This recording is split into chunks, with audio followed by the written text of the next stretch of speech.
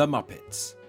What the f*** happened? Seriously, these guys were almost unstoppable when they first hit our screens in the 70s, making millions laugh with their TV show and movies. Even well into the 90s, with films like Muppet Christmas Carol, Muppet Treasure Island, still have massive cult followings, and rightfully so. But when it got to the 2000s, they weren't a big deal anymore. After Muppets from Space bombed at the box office, I guess the magic just wore off. Sure, they popped up here and there with a TV movie, like the It's a Wonderful Life parody featuring former WCW champion David Arquette.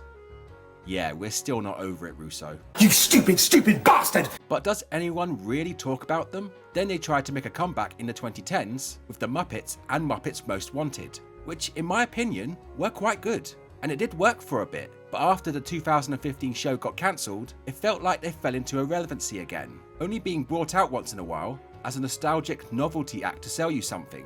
Credit cards, holiday packages, and giant crumpets. When you're used to start selling bread, you know you're f***. Also, fun question, what do you like on your crumpet? Personally, a thin spread of butter, peanut butter, and a blob of jam on top. Just beautiful. Who are we talking about? Oh yeah, the Muppets. They recently had a TV special released on Disney Plus that was seen as a revival to the classic format. And after watching it, I thought it was alright, and it was well received by others. So hopefully, that will go somewhere. But with Seth Rogen as the producer, I wouldn't hold your breath. Just to be clear though, I love the Muppets. They've always been a good source of comfort for me. And this is not me f***ing on them. This is just an observation from my standpoint. Anywho, today we're here to talk about their video games. And it's one of those games I've been meaning to get my hands on for quite a while. And now I can take Muppet Monster Adventure off my list. I've been really looking forward to talking about this one. But is it for the right reasons? Let's find out. It's time to play the music. It's time to light the lights. It's time to meet the Muppets. It's game time. Tonight. Muppet Monster Adventure is an adventure platformer. The Muppets travel to an old castle in the middle of nowhere to be there for Dr. Bunsen Honeydew for the reading of his uncle's will. After knocking on the door, Kermit's nephew Robin faints at the sight of a shadowy figure. A monster!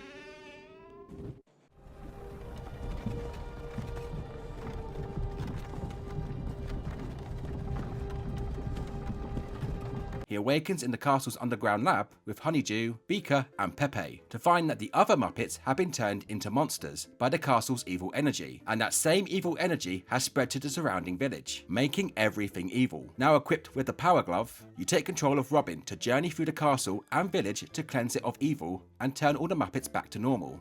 I must still be dizzy. It sounded like you said I would save everyone. Yep, you're right. Now off you go and try not to die. Okay, so the story is not a deep one. A few bad things happen for some reason, and now you have to fix it. But in the opening cutscene, it still has the self-aware, silly humour that the Muppets is known for. And it did put a smile on my face. And the main Muppet voice cast reprised their roles too, including Steve Whitmire, Frank Oz, and Dave Goulds. So yeah, even if the setup is pretty basic, the creators did all they could to make sure that this is the Muppets, and not just in name. So I think it makes up for that. Just about. More on that later. Now, the gameplay is where it gets interesting. You have to make your way through the levels, collecting evil energy by jumping, gliding, climbing, swimming, opening crates, avoiding lava and goo, and beating up baddies. And collecting Muppet tokens by finding them around, or by completing tasks like completing puzzles within the time limit, and racing enemies to the finish. You need to collect enough energy and tokens to progress to the next level and boss battles. For its time, the aim of the game doesn't break the mold, but it's fine for what it is. But that's not the thing that raises my eyebrow. It's the game mechanics. Again, you'll take control of Robin, equipped with a Power Glove and Spin Attack. You'll be smashing open crates and beating up bad guys, hitting switches to unlock new areas and pathways. And along with jumping, you'll unlock new monster abilities, climbing certain walls, gliding, pushing, pulling and flipping blocks, swimming underwater, and smashing down doors and walls like Miss Piggy. So there's quite a bit to take in, and there might be some roughness control-wise. But actually, there isn't. Really? Honestly, there really isn't much to complain about. The controls are neat, tidy and tight. The jumping is not too floaty and out of control, the attack commands are highly responsive, and have a good enough range. You have a sprint button so you can get around the place a lot quicker, and even though some of the abilities are set to one button, it doesn't feel cramped or confusing, because there will be an icon that will pop up in the top right corner to let you know when you can use it, so it only happens when it's meant to. But it's funny when every time you jump, Gonzo's head pops up, thinking you're about to use his glide ability. You using it now? Okay, maybe not. Now? Oh, okay, fine. Now? Oh, okay. Don't take the piss, mate. But seriously though, there is not much jankiness to any of these abilities. It's smooth and it's easy to use. Honestly, I'm struggling to find any fault with this. If I was to mention anything, it would be that they should have added a double jump. Don't get me wrong, there's nothing wrong with the jumping. The jump is high enough and can clear gaps without issue. I just want to be able to clear higher ledges and not have to go the long way round every time you have to backtrack because you missed something. And the camera can be a bit finicky when swimming underwater, but it's not that bad really, and the camera is good overall. So I'm really just nitpicking. But honestly, for a licensed platformer, this is probably one of the most polished ones control-wise. I'll even go as far as to say Muppet Monster Adventure has the same level of polish as a Crash Bandicoot or a Spyro game. And that won't be the last time I bring up Spyro, let me tell you. On your adventure, you'll be travelling to many spooky locations, like the castle, graveyard, farmlands, swamp, pirate docks, Arabian city, Asian mountains. The f***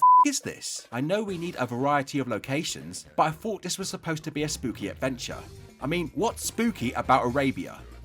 Actually, don't answer that, you'll get in trouble. But honestly though, these levels are well designed, pleasing on the eye and well laid out.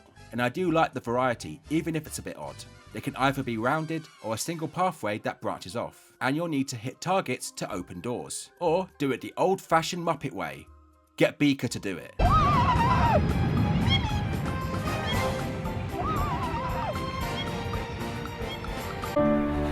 Why are we still here? Just to suffer every night. Some evil energy and tokens will be placed in hard to reach areas, so that gives you a reason to explore every nook and cranny of that level, and some energy you'll have to be very lucky to find. So lucky that it might be unfair. Like in Hike of the Haunted, which is one of the straight path levels, I had one piece of energy left to find, which had me going back and forth for a while. If I didn't have the sprint button, I would have gone crazy. Looking everywhere, I was completely baffled. So I did the shameful thing. I looked it up on the web. You're gonna die, clown! Turns out it was behind this tiny waterfall, and there was no indication that it was behind that. And the same thing happened in Grave Matters, where one was hidden past a broken window, which I wouldn't have known was there if I didn't look it up. And I'm not gonna lie, I was a little mad at the game. Oi! Naughty! Don't you ever do that again!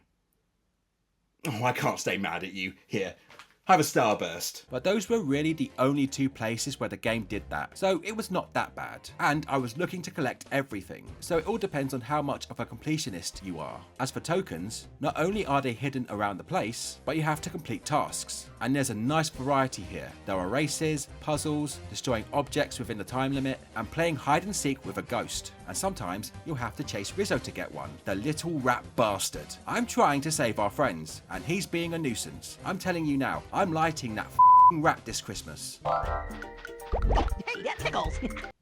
You really are a sick rat, aren't you? But nothing ever felt like a chore, and some puzzles I thought were really clever for a kids game. You'll have many baddies standing in your way, ready to swing a sword at you, fire a gun at you, jump at you, and run at you. Like these crocodiles, who I find quite funny. They're like a dog welcoming you home with that derpy face. Hug me back off! And some can only be taken down with the power glove, while others can only be beaten with the spin attack. Not a huge amount of strategy needed, but still needs a good bit of timing. The boss battles are actually a highlight of the game, needing a good amount of reflexes and timing as you take on your favourite Muppets in their monster forms. Like Gonzo, aka Nosferatu, you have to dodge skeletons and bats, then chuck a chicken at him. Yeah, you choked that chicken. Wait, hold on. Avoid Clifford blowing up platforms, then landing on the right one to shock him. Race Miss Piggy down the mountain, avoiding ice blocks and penguins. And for Dr. Honeydew's uncle, you have to get your positioning and timing right to crush him. Oh, Monterey! I said in my Scooby-Doo in a Cyber Chase video that some of the bosses were unfair and unbalanced, but Muppet Monster Adventure is the complete opposite. They're actually a good challenge without throwing a cheap shot at you, and are actually fun to play. So that's a thumbs up from me. Like I've been saying, there are plenty of enemies to fight, puzzles to solve, and platforming to platform. But what I think this game needs is less of this guy, Pepe the King Prawn. Don't get me wrong, I've always liked Pepe.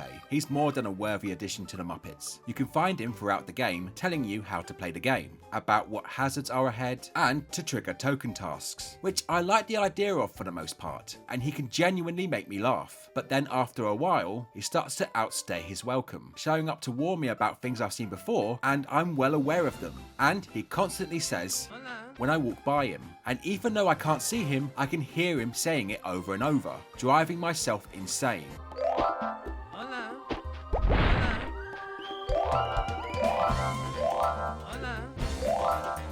Hola.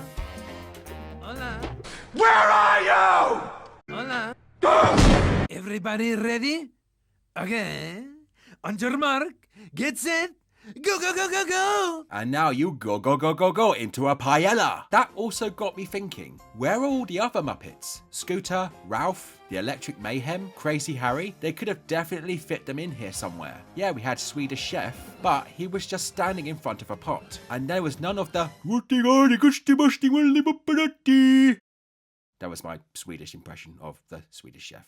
That was it, yeah. I think they did enough for it to be a Muppets game, but at the same time, you can't have enough Muppets if that makes sense. When it comes to the music, from what I've heard online, it was mainly criticised for being forgettable. And I strongly disagree. I think it's brilliant. It keeps that spooky theme, but have all the Muppet charm of the Muppet Show Orchestra. And they even made an original song for the game too. This is a top-notch video game soundtrack. And finally, you have the gallery. If you go back into levels and defeat the enemies again, they drop these coins. And you go to unlock bonus content, including cutscenes, bloopers, fan art, sketches, and Muppet sound clips.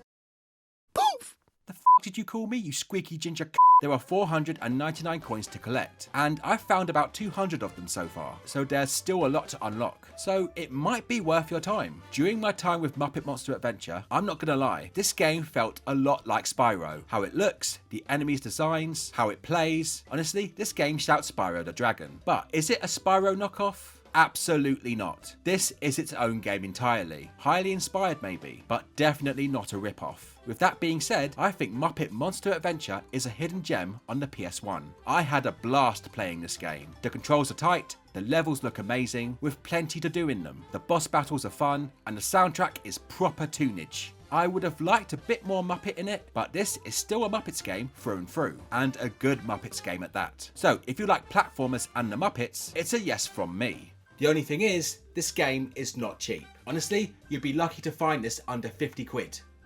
With a case. So if you have the means to, emulate. But it's completely up to you. Just enjoy yourself. Don't be a Muppet, yeah? Waka waka.